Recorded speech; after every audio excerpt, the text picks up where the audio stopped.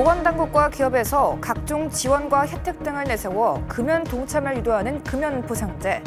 그러나 포상을 목적으로 악용하는 사례가 늘면서 금연 프로그램의 허점이 드러나고 있는데 과연 가짜 금연을 막을 방법은 없는 것인지 주민뉴스에서 짚어봅니다. 12.3 불법 계엄 선포로 탄핵 심판을 받고 있는 윤석열 대통령. 앞으로 남은 헌법재판소의 탄핵 심판 일정과 조기 대선 가능성을 염두에 둔 각기 다른 여야의 속내 알려드립니다.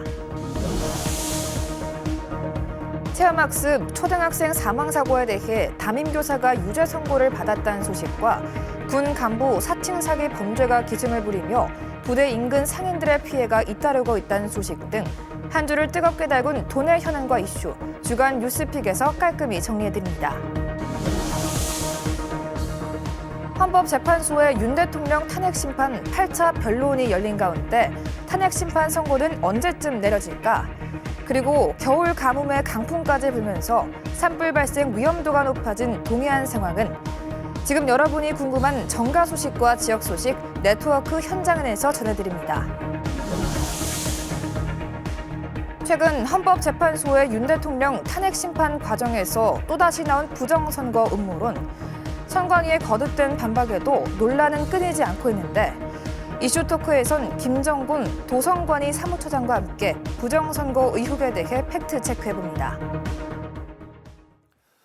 네, 여러분 안녕하십니까? 뉴스 그 이상의 뉴스 G1 뉴스쇼 김우진입니다. 가장 안전해야 할 학교에서 초등학생이 교사에 의해 피살되면서 학교 안전에 대한 우려가 커지고 있습니다. 이에 정부는 정신질환 등으로 정상적인 교칙 수행이 어려운 교원에 대해 직권휴직 등의 조치를 내릴 수 있는 일명 하늘이법을 추진하겠다고 밝혔는데요. 강원도 의회에서도 도교육청에 전체 교직원 대상으로 한 심리상담 지원 추경 예산 편성을 주문했습니다. 이제 곧 새학기가 시작이 됩니다. 근본적인 재발 방지책 마련은 물론이고 학교 내 학생들의 안전을 위협하는 점은 없는지 안전 대책을 강화해야겠습니다. 자, 그럼 한 주간의 주요 뉴스 속 현안과 이슈를 빠르고 쉽게 짚어보는 G1 뉴스쇼 지금 시작하겠습니다.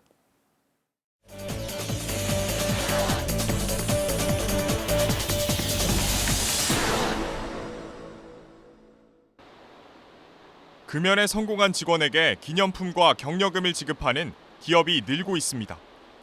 보건소에서 주기적인 소변 니코틴 검사 등으로 금연이 확인되면 그 결과를 회사에 제출하고 각종 혜택을 주는 방식이 일반적입니다. 기업에 따라 차이는 있지만 격려금의 경우 10만 원부터 많게는 60만 원까지 지급하기도 합니다. 그런데 이 검사 과정에 허점이 있었습니다. 자신의 소변 대신 미리 준비한 비흡연자의 소변을 보건소에 제출하는 겁니다. 흡연자들도 이 같은 사실을 인정합니다. 소원 받을 때 내 것을 받아와 이래 조금 받아보는 거지. 이 머리카락 하나 뽑아줘. 그럼 성공으로도 다 떨어지고 이 사람은 계속 담배 피우고 이렇게 된 거지. 그래서 30만 원인가 뭐 돈을 줬어. 금연 클리닉의 금연 검사는 3가지 정도. 체내 일산화탄소를 측정하거나 소변과 모발을 통해 니코틴을 확인하는 방법이 있습니다. 정확도가 가장 높은 건 소변과 모발 검사입니다. 하지만 다른 사람의 소변이나 모발을 제출하면 쉽게 속일 수 있습니다. 거기서 세부적인 그런 건 하는 건 아니고 하여튼 그 니코틴에 성에 니코틴 성분만 그 반응을 보기 때문에 뭐 혈액형을 검사한다든가 그런 검사는 하지 않기 때문에 알 수가 없는 거죠. 별도의 검증 기능이 없는 회사는 보건소 결과를 그대로 믿기 일쑤입니다. 보건소랑 저희 협업을 해서 진행했던 거고 금연에 성공하면 특별 포상을 지급을 했는데 일부 학교에서는 중고등학생 금연을 평가에 반영하는 것으로 전해졌습니다. 금연 성공 자체에 상점을 주는 학칙은 없지만 다른 이유로 추천해 줄 수는 있습니다. 학생부에서 상장을 줄 계획이니 아이들 있으면 뭐 알려주셔라라는 식으로 네가 금연을 했기 때문에 내가 상점을 1점을 줄게 이렇게 구두로는 할 수는 있어도 생활기록부에 금연이기 때문에 상점 1점입니다가 아니고 보건소도 당사자가 제출하는 검사체를 믿을 수밖에 없습니다. 화장실에 박아놓고 오기는 하더라고요. 그래서 저희도 그거에 대해서 심해성은 없긴 한데 그냥 믿고 그냥 그렇게 하고 있거든요. 근데 진짜 맛만 먹으면 저희를 속일 수밖에 없는 거라서. 금연 프로그램이 얼마나 악용되고 있는지 전면 조사한 적은 아직 없습니다. 좋은 제도가 악용되지 않도록 실태 파악이 시급합니다. 지원뉴스 김희곤입니다. 네, 주민뉴스 오늘은 금연 프로그램의 허점에 대해서 짚어보도록 하겠습니다. 김희곤 기자 얘기 나눠보죠. 어서 오세요. 안녕하십니까. 자, 현행 금연 포상제 어떻게 진행이 되고 있습니까? 네, 금연 성공 포상 캠페인. 흡연자가 금연에 성공하면 회사나 기관에서 돈을 주는 제도입니다. 이런 제도 캠페인이 최근 많이 늘고 있는데요. 보통은 보건소 금연 클리닉과 협업을 합니다. 흡연자는 지정된 기간 동안 주기적으로 금연 클리닉을 방문해 금연 검사를 받는 겁니다. 금연 성공 수치로 나오면 이렇게 화면에 보이는 것처럼 성공증을 받아 회사에 제출하면 됩니다. 기업에 따라 차이는 있는데요. 경력금의 경우 적게는 10만 원, 많게는 60만 원까지 지급하기도 합니다. 또 기업 말고 일부 학교에서도 중고등학생 금연 성공을 평가에 반영한 것으로 전해졌습니다. 성공 자체로 상이나 상점을 주는 학칙은 없지만 다른 이유로 추천해 줄 수는 있었습니다. 이게 다른 곳도 아니고 보건소에서 진행하는 금연 클리닉인데 금연 검사죠. 이게 정확하지 않을 수가 있습니까? 예, 보건소 이렇게 하면 당연하게 믿을 수밖에 없죠. 이 별도 검증 기능이 없는 회사는 보건소 결과를 그대로 믿기 일쑤입니다. 그런데 검사 과정에 허점이 있었습니다. 금연 클리닉의 검사는 보통 세 가지로 이루어지는데요. 체내 일산화탄소를 측정하거나 소변과 모발을 통해 니코틴을 확인하는 방법이 있습니다. 정확도가 가장 높은 건 소변과 모발 검사인데요. 소변을 받아오라고 할 때 흡연자가 자신의 소변 대신 미리 준비한 비흡연자의 소변을 종이컵에 담아 보건소에 제출을 하는 겁니다. 모발 역시 미리 비흡연자의 머리카락을 가져가 자신의 것처럼 속인 뒤 금연 클리닉에 제출하는 거죠. 또 모발 니코틴 검사는 비용이 한 번 할 때 그러니까 검사를 의뢰를 한 번 할 때 비용이 한 3만 원 정도 드는데요. 적지 않은 금액입니다. 그래서 대부분의 보건소에선 체내 일산화탄소 검사와 소변 니코틴 검사만 하고 있습니다. 그러니까 그 부분에 이제 허점이 있었군요. 다른 사람의 소변이나 이제 머리카락을 제출하면은 예. 쉽게 속일 수가 있는 건데 체내 일산화탄소도 있잖아요. 정확도가 떨어지나요? 어떻습니까? 예, 먼저 보건소도 화장실에서 소변을 보는 거니까 네. 이걸 감시하기는 좀 어렵다는 입장입니다. 왜냐하면 당사자가 제출하는 검사체를 그대로 믿을 수밖에 없기 때문입니다. 그리고 방금 말씀하신 체내 일산화탄소 검사는 저희가 직접 검사를 받아봤습니다. 영상 보고 오시겠습니다. 취재팀 중 한 명이 일산화탄소 금연 검사를 받았습니다. 여기 수치가 0에서 3까지가 정상 범위예요. 지금 수치는 정상이세요? 방금 영상에 나온 금연 성공자, 그러니까 금연 성공에 해당하는 수치를 받은 검사자, 사실 흡연자입니다. 이 검사를 받기 전에도 흡연을 줄곧 했고요. 반나절 정도 흡연을 참고 있다가 이 검사를 받았습니다. 현장에서도 흡연자의 금연 성공 결과가 이례적이지는 않다는 반응이었는데요. 이에 현장 관계자는 이 숨을 쉬는 거기 때문에 흡연을 많이 해도 한 잠깐 금연하고 나면 정상으로 수치가 나온다고 말했습니다. 이게 참 기업에 이어서 학교로까지 번지고 있기 때문에 상당히 문제가 있어 보이는데 허위로 검사를 해서 포상금 받고 상까지 받는 이런 행위 이거 막을 방법 없습니까? 예, 굉장히 심각한 문제죠. 네. 이 금연 클리닉 취지대로 역할을 하려면 보다 확실한 검사 시스템 구축이 시급합니다. 지난해 보건복지부 금연사업 성과대회 금연환경조성 부문 전국 1위를 차지한 이 서울 노원구 보건소는요. 금연 클리닉의 대표적 성공 사례로 꼽히는데 이 노원구 보건소는 금연 성공자에게 3년간 최대 60만 원에 달하는 포상금을 지급하고 있습니다. 그런데 이 관계자는 벤치마킹을 위해 노원구를 찾는 지자체가 많다며 현금성으로 하게 되면 편법을 쓸 가능성이 있다고도 평가했습니다. 무엇보다 장기적인 금연 관리에 초점을 맞춰야 한다며 현금 포상에는 한계가 있다고 우려한 겁니다. 해외 유명 암 연구자도 금연 장려 프로그램을 도입하는 건 중요하지만 성공 포상제를 바로 도입하는 건 조금 고민해봐야 된다고 말했는데요. 인터뷰 보시고 오겠습니다. So it makes sense that a country will develop programs to incentivize smoking cessation. Now, one strategy that may be effective for some might not be effective for others. So the best approach is for epidemiologists to perform population-wide studies to use data then to assess whether or not the investment has had an overall benefit. 예, 무엇보다 검사체 바꿔치기 등 이 프로그램 악용을 막기 위한 장치도 필요합니다. 전문가들은 포상의 근거가 되는 검사는 혈액 니코틴 검사로 전환하는 게 가장 정확하고 악용을 막을 수 있다고 말했습니다. 하지만 보건복지부는 금연클리닉 상담사가 의료인이 아니기 때문에 혈액을 채취하는 게 어렵고 그리고 소변과 체내 일산화탄소 검사로도 충분하다는 입장입니다. 결국 보건당국이 금연클리닉 운영에 보다 적극적인 자세로 고민하지 않으면 이렇게 악용하는 사례는 더 늘어날 수밖에 없는 상황입니다. 네.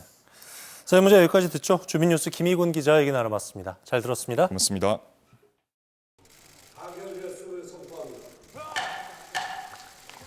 윤석열 대통령에 대한 탄핵소추안이 2024년 12월 14일 국회에서 가결됨에 따라 헌법재판소는 탄핵심판 절차에 착수했습니다. 우리나라는 2004년과 2017년 대통령 탄핵 사태를 경험했었는데요. 이번엔 과연 어떻게 될까요? 요즘 다시 탄핵이란 말이 사람들의 입에 오르내리고 있습니다. 윤 대통령이 12월 3일 계엄령을 선포하면서 대한민국은 큰 혼란에 빠졌고 6시간 만에 비상계엄이 해제됐지만 국민들은 분노했습니다. 2024년 12월 4일 14시 40분경 6개 야당이 공동으로 국회에 탄핵소추안을 제출했고 1차 인원 부족으로 불성립. 2차 탄핵소추안이 2024년 12월 14일 가결되면서 헌법재판소는 탄핵심판 절차에 착수했습니다. 헌법재판소는 사건 접수 후 180일 이내에 결정을 내려야 하며 탄핵이 인용될 경우 대통령은 즉시 파면되고 60일 이내에 조기 대선이 실시됩니다. 윤석열 대통령 측은 탄핵심판을 최대한 지연해 국정 운영을 이어가고 보수층 결집을 유도하며 헌법재판소의 기각 가능성을 높이려 하고 있고 반면 더불어민주당은 신속한 탄핵 인용과 조기 대선을 통해 정권 교체를 이루려 하며 국정 공백을 최소화하고 여권이 재정비할 시간을 주지 않으려 하고 있는데요. 과거 사례를 보면 노무현 전 대통령의 탄핵 심판은 63일, 박근혜 전 대통령의 경우 91일이 소요됐습니다. 이번 탄핵 심판의 결과는 이르면 2025년 3월경에 나올 수 있으며 그에 따라 조기 대선은 5월경에 실시될 가능성이 있습니다. 탄핵 심판은 3가지로 선고하는데요. 탄핵이 결정되면 인용, 그렇지 않으면 기각, 청구 요건을 갖추지 못했으면 각하로 결정됩니다. 결과에 따라 조기 대선의 가능성이 있기 때문에 현재 정치권에선 조기 대선에 대비한 움직임이 활발합니다. 헌법재판소의 결정 시기에 따라 일정이 변동될 수 있으니 앞으로의 진행 상황을 주의 깊게 지켜봐야겠습니다. 대통령 탄핵이라는 중대한 사안이 우리 앞에 놓이면서 과연 이번 탄핵 심판의 결과는 어떻게 될지 그리고 조기 대선은 언제 치러질지 우리 모두의 관심이 집중되고 있습니다. 대한민국의 정치 지형이 크게 변화할 중요한 순간이 다가오고 있습니다. 탄핵 심판의 결과가 어떻게 나오든 국민의 뜻이 최우선으로 반영돼야 할 텐데요. 과연 이번 탄핵 심판은 어떤 결론을 맞이하게 될까요? 그리고 조기 대선은 또 어떤 새로운 국면을 맞이할까요?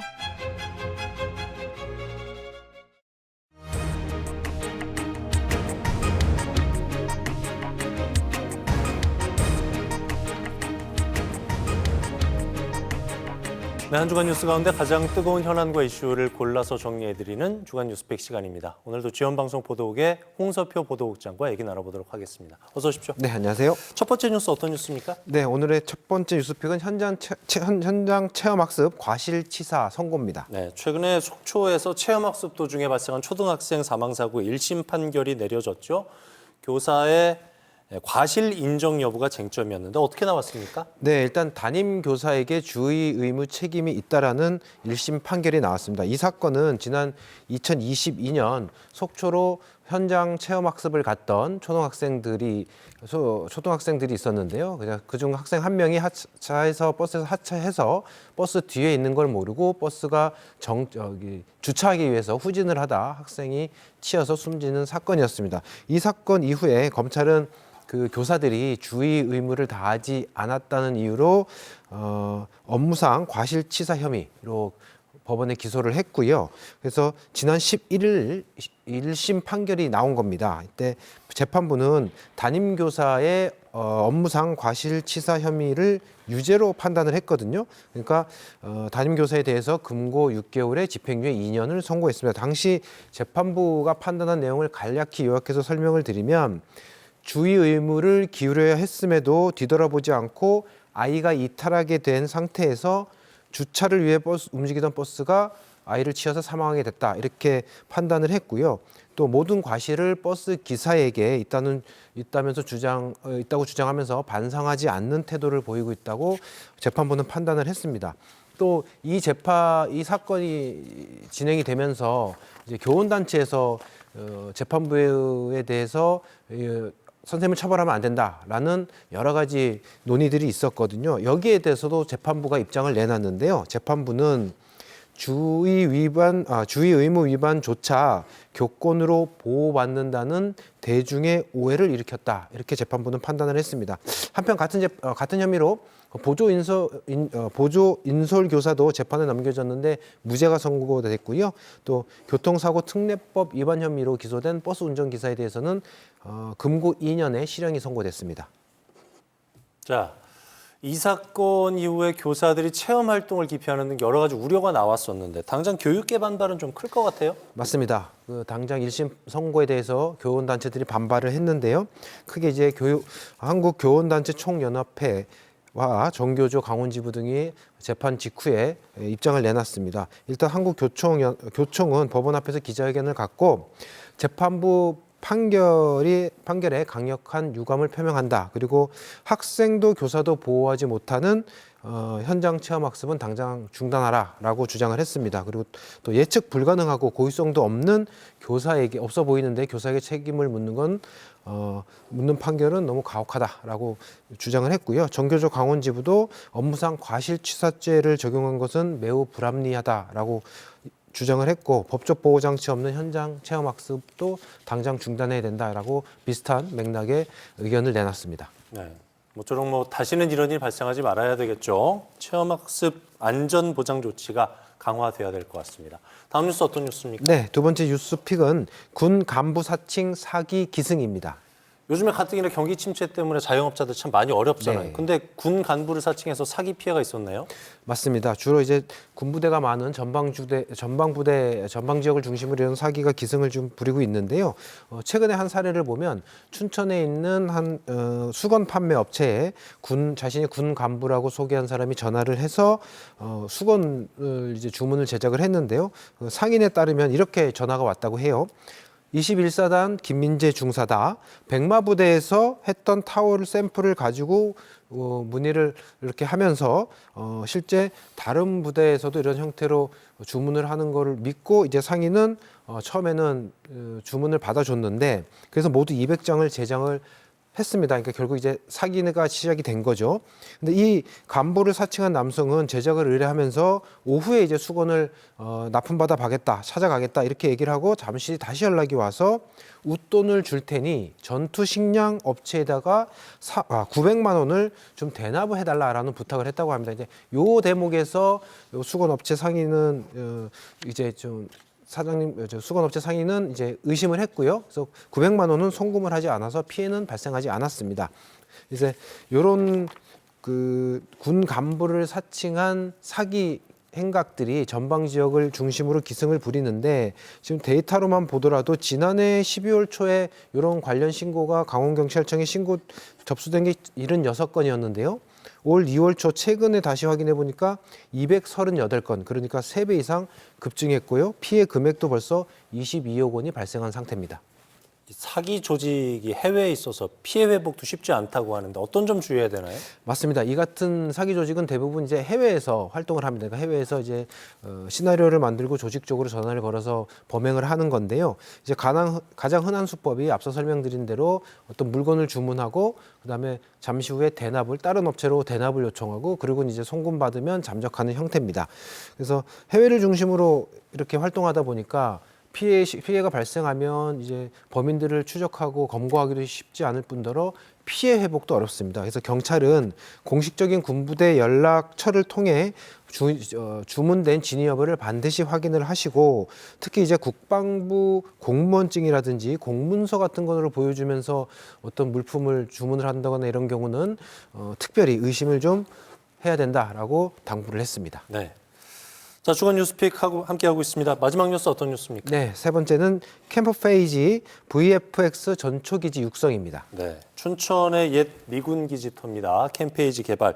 이게 언제쯤 되려나 참 궁금해하시는 분들 많을 것 같은데 춘천시가 새로운 계획을 발표했다고요? 네, 뭐 새롭은 계획이라기보다는 지난해부터 추진하던 계획인데요. 네. 올해보다 구체적이고 또 실천 가능한 방법으로 다시 추진한다, 이렇게 보시는 것이 더 맞을 것 같고요. 일단 춘천시의 계획은 캠프페이지 내 12만 제곱미터 부지에 시각 특수효과 VFX 산업 클러스터를 구축하는 겁니다. 이제 VFX라는 것이 특수 영상, 그다음에 특수 시각 효과 이런 것을 의미하는데요. 저희가 이제 영화나 애니메이션 같은 것을 보시다 보면 현장에서 촬영하지 못하는 그런 영상들을 구현하는 제작 기법, 이렇게 보시면 될 것 같고요. 그래서 춘천시는 어쩐 이 VFX가 오염원이 없는 산업이라서 미래 성장 가능성이 아주 큰 산업으로 보고 있습니다. 그래서 이게 원래는 당초 지난해에 춘천시가 도시재생혁신지구 사업과 연계해서 정부 공모에 도전을 했다가 실패한 사업입니다. 그래서 올해 다시 VF 산업 중심으로만 해서 도시재생 사업에 유치를 하겠다는 건데, 공모를 하겠다는 건데, 그래서 이제 춘천시가 계획을 많이 구체화시켰습니다. 기업 유치도 구체적으로 구체화시켰고요. 또 지역 대학과 연계한 전문 인력 양성도 100명 양성, 이렇게 해서 구체적인 계획을 다 수립을 해서 진행을 하겠다는 거고요. 최근에는 또 육동환 춘천시장이 수도권에 있는 VFX 전문 기업들도 직접 방문해서 기업 유치 협의도 진행했습니다. 네. 계획대로 되면은 참 더없이 좋을 것 같긴 한데 앞으로 해결 과제도 좀 짚어주실까요? 네, 맞습니다. 바로 이 도시재생 혁신지구 공모에 선정이 돼야 됩니다. 이 사업 자체가 이 혁신지구의 공모에 선정이 돼야 진행이 될 수 있는 사업이기 때문에요. 그래서 춘천시는 지난해보다 계획을 조금 수정을 해서 반드시 이 공모에 선정이 될 수 있도록 한다는 거고요. 또 공모에 선정이 되면 이런 VFX 관련 기업 이전을 위한 터전을 탄탄하게 마련해 나간다는 계획입니다. 네, 맞습니다. 여기까지 듣죠. 주간 뉴스픽 홍서표 보도국장과 함께 얘기 나눠봤습니다. 잘 들었습니다. 네, 감사합니다.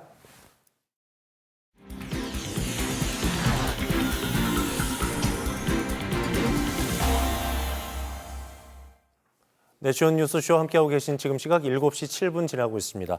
이번 순서는 여러분이 궁금해하시는 정가 소식 그리고 지역 소식 알아보는 시간입니다. 네트워크 현장인 시간인데요. 오늘 서울과 주연방송 영동지사 연결해 보도록 하겠습니다. 먼저 국회 연결해서 정치권 소식 들어보죠. 김도환 기자. 네, 국회입니다. 네, 헌법재판소의 탄핵 심판 8차 변론이 오늘 진행이 됐죠. 예정대로라면 오늘이 최종 변론인데 추가 변론이 잡혔다고요? 네, 오늘 변론이 끝나지는 않았습니다. 헌법재판소가 9차 변론을 한 번 더 잡았습니다. 다음 주 화요일, 그러니까 오는 18일입니다. 한두 차례 변론이 더 있을 수도 있고 아직 윤 대통령의 최종 의견 진술도 남아 있습니다. 다만 마무리 단계인 것은 맞습니다. 3월 초에는 선고가 이뤄질 것이라는 전망이 나오고 있습니다. 처음 탄핵 심판이 시작될 때 예상보다 당겨진 전망입니다. 앞서 박근혜 노무현 전 대통령의 탄핵 심판을 보면 변론이 끝나고 2주 안에 선고가 나왔습니다. 지금까지 변론에서 국회 소추단은 대통령이 국회를 무력화하려 했다. 그러니까 헌법 수호 의지가 없다라는 점을 입증하고자 했습니다. 그래서 누가 누구에게 어떤 지시를 왜 했는지가 관건이 됐었는데요. 윤 대통령 측은 이를 방어하면서 선관위 시스템 등 다양한 문제를 제기했습니다. 국민의힘은 계속 헌재를 압박하고 있습니다. 지난달에 이어 어제도 권성동 원내대표가 헌재를 찾아서 너무 빠르다, 편파적이다 이런 입장을 전했습니다. 헌재가 정치권이나 여론을 보고 판단하는 기관은 아니겠습니다만 이재명 민주당 대표의 선거법 항소심도 3월 선고 가능성이 있기 때문에 조기 대선을 염두에 둔다면 시점 자체가 매우 중요한 변수가 되는 건 사실입니다. 헌재 탄핵 시계가 빠르게 돌아가면서 여야도 바빠지고 있는 모양새요. 특히 이번 주 초에 국회에서 교섭단체 연설이 있었어요. 네, 월요일에는 이재명 민주당 대표가 그 다음 날인 화요일에는 권성동 국민의힘 원내대표가 고sob단체 대표 연설을 했습니다. 이번 연설은 향후 전국의 수습 방향을 짐작할 수 있을 뿐 아니라 곧 있을 수도 있는 조기 대선에서 어떤 의제들이 등장할지를 짐작할 수 있는 대목이기 때문에 관심이 매우 컸습니다. 먼저 이재명 대표는 대통령의 친위 군사 쿠데타라고 용어 정리부터 했습니다. 비상계엄 사태, 탄핵 국면, 또 내란, 이렇게 입장에 따라 현 상황을 규정하는 말을 제각각 쓰고 있는데 이 대표는 권력욕에 의한 친위 군사 쿠데타라고 말했습니다. 대한민국의 모든 성취가 물거품이 될 위기를 불러왔다면서 민주당이 헌정 회복, 격차 완화, 지속 성장의 길을 열겠다고 말했습니다. 최근에 정책 우클릭에 대한 비판을 의식한 듯 결국은 주 4일 근무 국가로 가야 한다면서 노동시간 단축도 강조했습니다. 또 당장의 경제 위기를 극복하기 위해 조기 추경을 제안했습니다. 민주당은 35조 원대 규모로 보고 있는데 시급한 민생 예산만 반영할 것이라는 전망과 달리 이 대표는 항목을 고집하지 않고 필요한 곳에 투입하겠다고 했습니다. 사실 강원도로서는 여기가 관심이 가는 대목입니다. 강원도의 경우엔 지난해 국비 증액을 못했기 때문에 추경이 급하고 특히 SOC 예산이 필요한데 지방 SOC를 시급한 민생 예산으로 보기는 힘들기 때문입니다. 추경을 기대해봐도 좋게 됐습니다. 이 대표 연설을 두고 국민의힘은 민주당이 그간 탄핵과 특검만 보여줬을 뿐이라면서 이 대표에게 말로만 하지 말고 이제 행동을 보여달라고 비판했습니다. 네, 다음 날인 화요일에는 국민의힘 권성동 원내대표가 연설을 했죠. 3년 전에 현 정부 출범할 때 새 국정과제를 권성동 의원이 설명을 했었는데 3년 만에 탄핵 국면에서 다시 등장한 거 보면은 좀 씁쓸하긴 합니다. 네, 사실 그 국회 교섭단체 대표 연설에 우리 강원도 의원이 나오는 게 좀 드문 일이기도 하고 그래서 반가운 일이기는 한데 이번에 좀 자리가 무거웠습니다. 권성동 원내대표는 일단 사과부터 먼저 했습니다. 비상계엄 선포는 21세기 대한민국에서 납득할 수 없는 조치라면서 집권당으로서 책임을 통감한다고 했습니다. 하지만 왜 이런 조치가 내려졌는지는 따져봐야 한다고 역공을 시작했습니다. 윤석열 정부 3년 동안 집값도 잡고 수출도 늘고 외교도 좋았는데 다수당인 민주당이 발목을 잡았다는 겁니다. 탄핵과 특검법 발의 등을 예로 들었는데 민주당이 정부의 제의 요구권을 38번이나 유도했다는 표현까지 썼습니다. 국정혼란의 주범, 국가위기의 유발자는 바로 민주당이라고 주장했습니다. 민주당은 궤변과 변명으로 점철된 여당 포기 선언문이라고 권 대표 연설을 일축했습니다. 권 대표 연설 중에 강원도 입장에서 눈길이 가는 대목은 국토종합인프라 개발 로드맵입니다. 막대한 전력이 필요한 첨단 산업을 에너지원과 송배전 기반 시설을 갖춘 지방으로 이전하도록 유도하고 그에 따라서 세제, 교육, 보조금 등 인센티브를 파격적으로 주자는 겁니다. 이 발전소는 물론이고 수소 에너지 기반을 잘 갖춘 강원도로서는 신경 써봐야 할 정책 방향인 듯합니다. 지금까지 국회에서 전해드렸습니다. 네, 김동환 기자 잘 들었습니다. 계속해서 영동지사 한번 연결해 보도록 하겠습니다. 김기태 기자. 네, 영동지사입니다. 지난달에도 같은 소식 전해드린 것 같은데 동해안 지역의 산불 발생 위험도가 더 높아졌다고요? 네, 그렇습니다. 올 들어 같은 소식을 지금 계속해서 전해드리고 있는 것 같은데요. 상황이 전혀 나아지고 있지 않습니다. 강릉을 비롯한 동해안 6개 시군은 말 그대로 초비상 상황입니다. 최근 들어 많은 눈이 내리고 있는 영서 지역과는 달리 영동 지역에는 겨울 가뭄이 계속되고 있습니다. 어제 영서 지역에는 대설특보까지 내리면서 제법 많은 눈이 내리는 것과는 대조적입니다. 사실 어제 강릉 지역에도 눈이나 비가 내릴 것으로 예보가 되기도 했지만 실제로는 흩날리는 수준에 그쳤습니다. 상황이 이렇다 보니 해갈에는 전혀 도움이 되지 못했습니다. 실제로 올 들어 43일 동안 강릉 지역 누적 강수량은 약 17mm에 그치고 있습니다. 역시 가뭄이 있던 지난해와 비교를 해도 4분의 1 수준에 그치고 있는 겁니다. 내륙 지역은 계속된 눈 때문에 힘들어하고 있지만 반대로 동해안 지역은 눈과 비가 내리지 않으면서 힘든 상황입니다. 특히 강한 바람이 계속되면서 가장 걱정되는 부분은 역시 산불입니다. 한번 나면 초대형 산불로 번지는 동해안 산불을 이미 여러 차례 경험해온 만큼 관계당국은 촉각을 곤두세우며 예의주시하고 있습니다. 지역에 거주하는 주민들은 물론 모든 방문객의 산불 경각심을 다시 한번 강조할 수밖에 없겠습니다. 네, 다음 소식 짚어보겠습니다. 동해안으로 유입되는 해양 쓰레기의 양이 매년 늘면서 골칫거리인데 재정 상황이 열악한 지자체가 처리 비용 부담하는데 어려움을 겪고 있다고 하죠? 네, 그렇습니다. 기후변화의 여파로 태풍 등 자연재해가 급증하면서 여기저기에서 밀려온 해양 쓰레기가 동해안을 위협하고 있습니다. 하지만 이 해양 쓰레기 처리 비용, 재정이 열악한 도내 일선 지자체들이 부담을 하고 있어서 개선이 필요하다는 지적입니다. 바다 위에 떠다니거나 해안가로 밀려든 쓰레기 한 번쯤 보신 적 있으실 겁니다. 매년 여름과 가을 태풍이 한반도를 관통하거나 영향권에 들면 육지에서는 하천으로, 바다에서는 파도를 타고 끊임없이 밀려들고 있습니다. 어민들이 조업에 나섰다가 버리거나 유실된 폐어구도 상당히 많은데요. 바다 밑에는 엄청난 양이 가라앉아 있어 그 양을 추정조차 불가능한 상황입니다. 이 같은 해양 쓰레기는 우리의 삶을 위협하고 있습니다.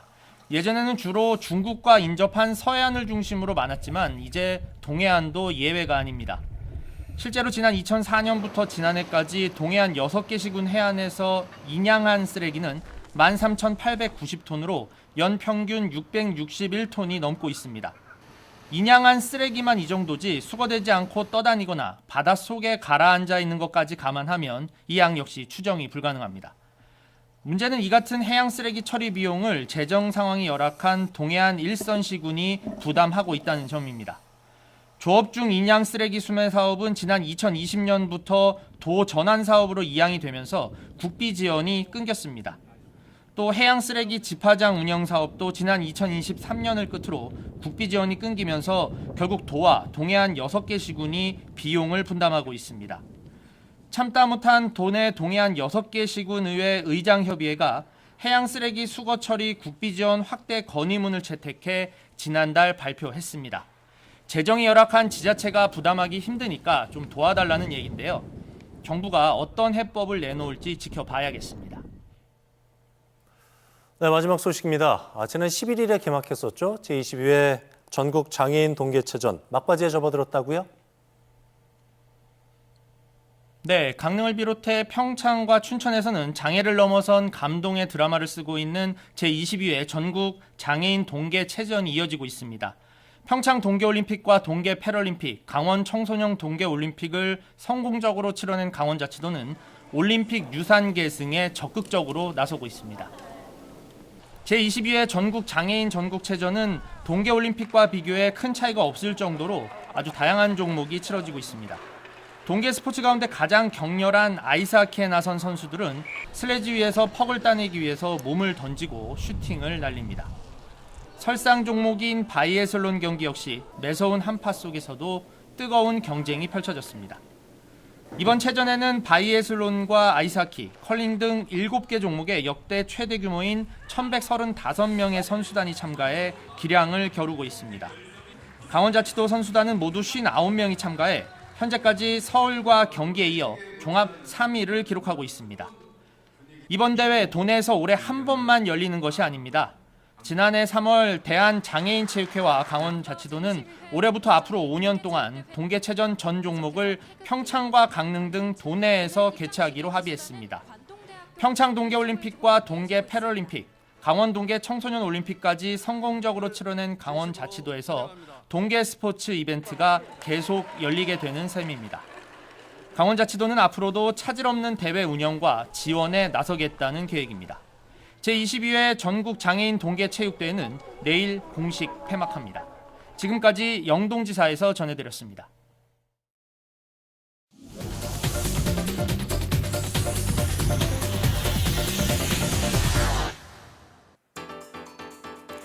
우리의 시선을 확 끄는 흥미진진한 뉴스를 골라 짚어보는 시간 뉴스쇼 브리핑 아나운서 이가은입니다. 지난 여름 더워도 너무 더웠죠. 강원 지역 평균 기온이 역대 최고를 기록하고 열대야일수도 사상 최장이었는데요. 해를 거듭할수록 기록적인 무더위에 최근 기상청에서는 폭염 백서를 발간했습니다. 장마나 태풍, 엘니뇨 백서가 나온 적은 있지만 폭염 백서는 처음인데요. 지금까지 우리나라가 겪은 폭염 기록과 원인, 앞으로의 전망을 담고 있습니다. 백서에 따르면 앞으로 폭염은 점점 빨리, 점점 더 길게 지속될 것으로 전망하는데요. 지난 과거 사례를 살펴보면 1990년대에는 7월 초순에 시작했지만 2010년대부터는 6월 하순으로 앞당겨지면서 전체적으로 폭염이 길어지는 추세입니다. 또 열대야 발생 일수도 증가하고 있는데요. 지난해 여름 열대야 발생일은 20.1로 역대 최다를 기록했고 1994년과 2018년의 열대야 발생 일수가 각각 16.4일, 16.5일이었던 것과 비교하면 훨씬 뛰어넘는 수치입니다. 백서에서는 앞으로 온실가스를 줄이지 않으면 최고기온 평균값은 32.4도까지 상승할 것으로 보고 2100년은 무려 5월부터 폭염이 시작돼 9월까지 지속될 것이라고 분석하는데요. 또한 한반도를 포함한 동아시아 전역에서 전례 없는 수준의 폭염이 나타날지도 모른다고 하니 국가 차원의 대책이 시급해 보입니다. 네, 다음 소식입니다. 내일이면 마음을 주고받는 발렌타인데이. 다양한 초콜릿이 눈길을 사로잡는데 하지만 왠지 많이 비싸진 느낌 안 들 수가 없을 텐데요. 이게 기분 탓이 아닙니다. 심지어 호텔 업계에서는 10만 원이 넘는 발렌타인 초코 케이크까지 등장했는데요. 바로 초콜릿의 주 원료인 코코아 값이 치솟았기 때문입니다. 가격 변화를 살펴보면 지난해 12월 1톤당 12,565달러로 최고치를 찍은 뒤 1만 달러 아래로 떨어지지 않고 있습니다. 지난 7일 기준 1113톤으로 조금 낮아졌지만 1년 전에 비하면 92%나 상승한 겁니다.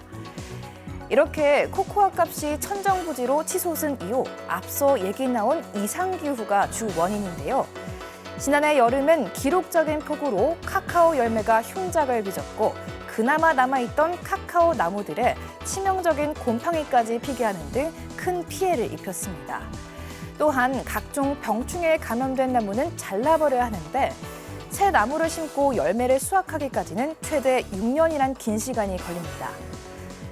이렇다 보니까 한 국제 연구기관에서는 2050년까지 카카오 재배량이 30%에서 50%까지 감소할 것으로 전망했는데요.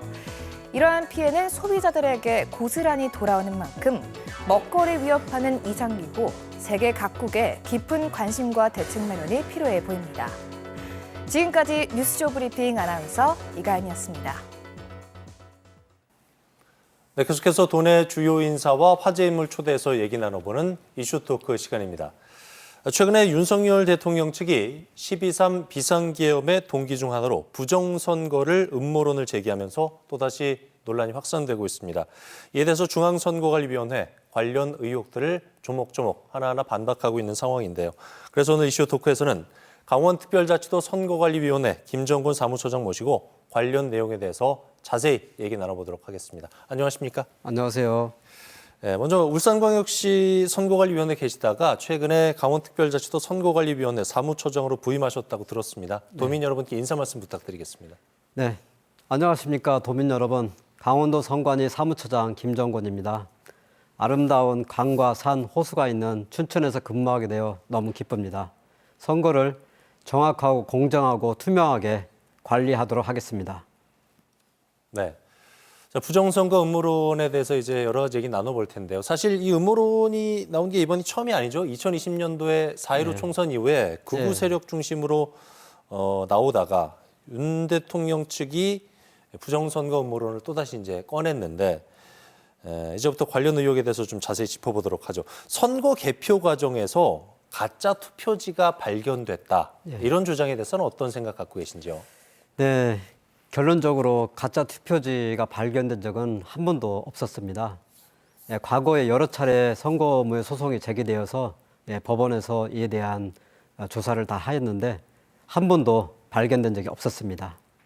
가짜 투표지를 주장하는 사례들을 구체적으로 말씀드리면은 첫째로 기표되지 않은 사전투표 용지를 다량으로 무더기로 발견했다라고 주장을 하였습니다. 하지만 이건 가짜 투표지가 아니라 선거일 날 투표하고 남은 잔여 투표용지를 우리 선거관리위원회에서 별도로 봉인해서 보관하고 있는데 이 보관된 투표지를 가짜 투표지라고 그렇게 주장을 하였습니다. 그리고 또한 형상기억 종이를 이렇게 활용해서 만들었다 이런 가짜 투표지다라고 주장을 하였습니다. 하지만 우리 선관위에서는 기표를 했을 때 번짐을 방지하고 투표지 분류기를 사용했을 때에 정확하게 분류를 할 수 있도록 하기 위해서 복원력이 뛰어난 그런 특수 용지를 사용을 하고 있습니다. 하지만 형상 기억 종이와는 전혀 관계가 없습니다. 그리고 2021년 대법원에서 선거무효소송 진행 중에 감정을 하였는데 형상 기억 종이를 사용하지 않았다고 과학적으로 입증이 되었습니다. 관외 사전투표의 경우에는 우리 유권자들이 투표를 하고 우편 봉투에 펼쳐서 투입을 합니다. 그러면 저희가 개표를 하고 개표하고 나서 똑같이 묶음 다발로 보관을 합니다. 그러면은 이런 흔적들이 접힌 흔적들이 전혀 남아있지 않습니다. 그래서 이런 빳빳한 투표지가 가짜 투표지라는 것은 전혀 사실이 아닙니다. 이처럼 가짜 투표지가 의심되거나 부정선거가 의심된다면은 우리 선거관리위원회에 법적인 절차에 따라서 재검표를 요청하시면은 저희가 다시 한번 재검표를 해드리겠습니다. 네. 사무처장님, 선관위 전산 시스템이 해킹하고 조작에 무방비하다. 그리고 비밀번호가 되게 단순하게 설정이 돼 있다. 이런 주장에 대해서는 어떤 생각 갖고 계신지요? 네, 저희가 2023년도에 국가정보원, 인터넷진흥원과 함께 보안 컨설팅을 실시하였습니다. 이제 그때에 이런 주장들이 나왔었습니다. 왜냐하면은 우리가 국가정보원의 시스템 구성도와 시스템 접속 관리자 계정을 제공하고 그리고 침입 차단, 방지, 탐색 등을 하는 보안 시스템을 저희가 해제를 해서 불능화를 시켰습니다. 그런 상태에 국가정보원이 이런 모의 해킹을 시험을 하였던 것입니다. 저희가 만약에 이런 조치를 해주지 않았다면 국정원이라도 해킹을 할 수가 없었을 것입니다. 전혀 무방비가 아니고요. 그리고 또한 저희가 그 당시에 한 프로그램에서 이런 취약 비밀번호가 발견이 되어서 바로 변경 조치를 하였고요. 인증서와 모바일을 활용해서 2차 인증 체계를 도입을 하였습니다. 또한 이런 우리의 선거 전용 통신망은 인터넷망과 분리된 외부와 차단된 그런 폐쇄망, 독립망입니다. 그리고 방화벽과 서버 접근 제어 시스템을 이용해서 권한 없는 비인가자의 시스템 접근을 철저하게 통제하고 있습니다. 선관위 시스템 보안관리 회사 있잖아요. 이 회사가 이제 전문성이 좀 결여돼 있고 작은 규모의 회사다. 그리고 대북 송금 관련된 회사의 계열사다. 이런 주장에 대해서는 어떤 생각 갖고 계신지요? 네, 해당 업체가 2023년 기준으로 연매출 320억 원이고 그리고 124명의 직원이 근무하는 작지 않은 규모의 큰 회사입니다. 그리고 이 업체는 보안 관제와 정보 보호를 전문으로 하는 기업이고요. 소프트웨어 사업자 자격증을 모두 갖춘 정보 보안 전문 업체입니다. 그리고 우리 정부 기관에서도 이런 정보 보안에 대한 전문성을 인증을 하였습니다. 그리고 이 업체는 전혀 대북 송금과 관련되지 않은 회사입니다. 사실무근입니다. 네, 사무처장님, 사전투표 관련돼서 선거인 명부 관리가 부실하다는 주장, 또 사전투표 조작 음모론도 이게 끊이지 않고 계속 나오고 있거든요. 어떻게 보고 계신지요? 사전투표 통신망도 우리의 선거 전용 통신망이랑 똑같이 외부망과 단절이 된 그런 폐쇄망으로 구성되어 있습니다. 그리고 다중의 보안 체계를 갖추고 있습니다. 그래서 이 통합 선거인 명부에는 각종 보안 관제 시스템을 실시하고 있고 정보 보안 전문 업체에 의해서 철저히 관리되고 있기 때문에 외부에서 해킹 조작을 할 수가 없습니다. 그리고 이 선거인 명부를 조작을 하기 위해서는 사전에 시스템 구성도와 시스템 접속 관리자 계정을 확보를 해야 됩니다. 그리고 우리의 보안 시스템을 불능화를 해야 됩니다. 하지만 우리가 이렇게 이런 해제를 하고 자료를 제공을 하지 않기 때문에 불가능하고요. 설사 이런 자료를 확보했다고 할지라도 선거인 명부에 작성하는 데에 수많은 지방자치단체 공무원과 그리고 행정안전부 중앙선거관리위원회 공무원들이 같이 함께 일을 하고 있습니다. 이들 모두가 가담하지 않는 한 조작은 절대 불가능합니다. 네, 최근에 유명 한국사 일타 강사까지 선관위의 전자개표 방식에 대해서 조작 가능성 제기했어요. 어떤 말씀 주시겠습니까? 네, 저도 해당 영상을 봤는데 전자개표, 우리나라 전자개표를 하고 있고 그리고 대만 수개표처럼 그렇게 바꿔야 된다 그렇게 주장을 하고 있더라고요. 하지만 저희는 전자개표를 전혀 하지 않고 있습니다. 그리고 제가 대만의 그 투표 개표를 직접 가서 현장에서 참관을 한 적이 있습니다.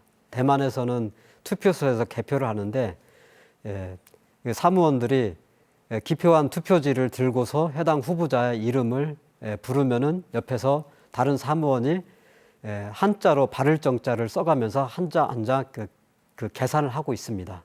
그래서 이렇게 여러 팀들이 같이 옆에서 함께 하다 보니까 매우 시끄럽고 혼란스럽고 그리고 잘 들리지도 않습니다. 그러다 보면은 실수를 할 가능성이 매우 큰 원시적인 개표 방식입니다. 우리나라가 이런 원시적인 개표 방식을 따를 필요는 없다고 생각합니다. 그리고 우리가 투표지 분류기를 사용하는 것을 전자개표다라고 주장을 하고 있는 것 같습니다. 하지만 이 투표지 분류기는 우리 개표 사무원들이 밤새워서 그 다음날 아침 9시, 10시까지 개표 작업을 하고 있습니다. 그러면은 졸리고 피곤해서 사람이 하기 때문에 실수를 하게 됩니다. 그리고 이 투표지 분류기를 도입하기 전에 실제로 많은 실수들이 있어서 당락이 바뀌는 경우도 있었습니다. 하지만 이 투표지 분류기를 도입하고 나서는 한 표 차이도 정확하게 우리가 지금 개표를 하고 있습니다. 그래서 이 투표지 분류기를 통해서 이제 후보자별로 분류를 하는데 분류하고 난 투표지 또 한 장 한 장에 대해서 우리가 실제 육안으로 다시 한번 제대로 분류가 됐는지 확인을 하고 있습니다. 또한 이 투표지 분류기에는 랜카드가 장착되지 않아서 외부의 망과 단절되어 있습니다. 그리고 또한 이 투표지 분류기에 그 접속을 하기 위해서는 반드시 보안 USB를 사용을 해야 됩니다. 이 보안 USB를 사용하지 않으면은 해킹을 할 수가 없습니다. 또한 투개표 과정에는 수많은 투표 사무원, 개표 사무원, 그리고 정당 추천, 선관위원, 정당 후보자 추천, 참관인, 경찰과 언론인들이 함께 여기에서 투개표 사무를 하고 있습니다. 그래서 이들 모두를 속이지 않는 한에는 부정을 할 수가 없습니다. 예. 한 인터넷 매체가 계엄군하고 미군이 선거관리연수원에서 중국인 간첩들을 체포해서 주일 미군 기지로 압송했다는 보도, 이에 대해서 주한미군은 이게 완전 거짓이다 이렇게 발표를 했는데, 그럼에도 일부 유튜버들이 이와 같은 가짜 뉴스를 무차별적으로 어떻게 보면 퍼뜨리고 있는데, 이에 대한 입장은 좀 짧게 정리해 주시죠. 네, 저도 참 그 소식을 그 매체의 보도를 보고서 정말 상상력이 풍부한 소설의 가짜 뉴스구나. 정말 황당무계한 그런 기사였습니다. 그 계엄 당시에 우리 선거연수원에서는 119명의 우리 직원들이 교육 연수 중이었고 숙박 중이었습니다. 그 당시 5급 승진자 과정과 6급 보직자 과정의 교육 연수를 하고 있었고요.